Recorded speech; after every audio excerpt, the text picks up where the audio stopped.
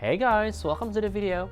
Today, I'll show you my tips about things that you can do when you're traveling solo to improve your experience. So without further ado, let's go. When you're on the road on your own, you can feel you're alone most of the time. The easiest thing to do is surround yourself with people staying in shared accommodation. Think of hostels, guest houses, or any place with shared kitchen and communal spaces. Not only they're budget friendly, but they're also really good for meeting other solo travelers, often from different countries. Now, I know the idea of being around strangers in a foreign country can be really scary. We often think hostels as a place where young people gather, overflowing alcohol and non-stop parties, right? Sometimes it's a bit too much, and the thought of social interaction makes me go, no, I had enough of it, I'd rather stay alone. But here's the thing.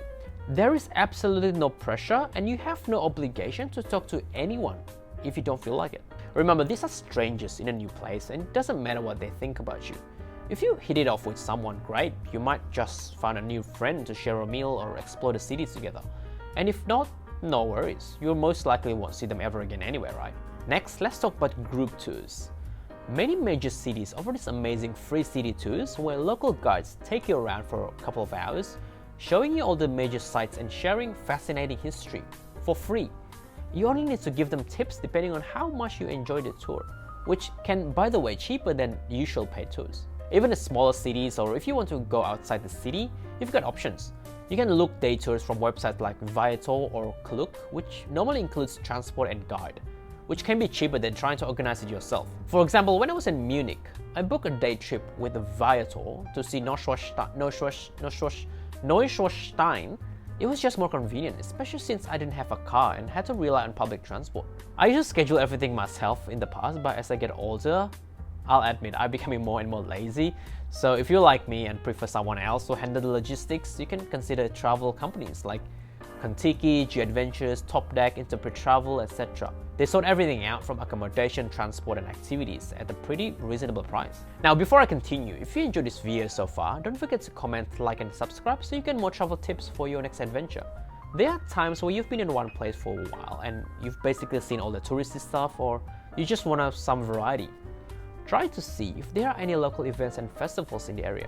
Think Oktoberfest in Germany, Rio Carnival in Brazil, or the Songkran Festival in Thailand.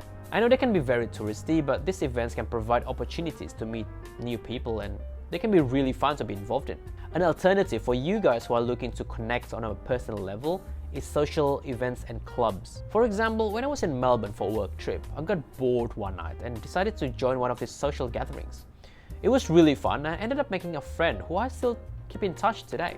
Websites like Meetup, Travello and Backpacker can help you find these gatherings where you can meet others who share your interests. It doesn't need to be strictly social gatherings. They have quite a lot of options like book club, walking groups, salsa night, language exchange, or even professional networking events. Of course, it goes without saying the importance of staying safe when joining these things. Always try to meet new people in public places like cafes or shopping centers and trust your instincts. If you feel something's a bit off or you feel uncomfortable, you can always walk away instead of risking your own safety. Staying active is one way to maintain your focus and be present during your travels. For me, one thing I always do is take a lot of pictures, even though I know I probably wouldn't look at them again when I get back. I literally take photos of everything.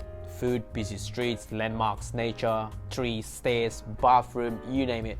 I believe it's not just about the photos, it's about being present in your surroundings and truly enjoying your own company.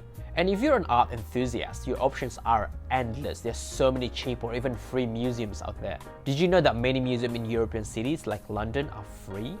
You could spend weeks just exploring different museums each day. Are you on a budget? No problem. There are so many other activities that you can do for cheap or even free. Look at hiking, walking through parks or gardens, visiting zoos, take cooking classes, joining workshops, exploring street food, especially a big one if you're in Asia, and the list goes on. And the best part of it, when you travel solo, you have the freedom to do whatever you want, whenever you want. There are no schedules to follow, no one to nag you, and you don't have to compromise with anyone.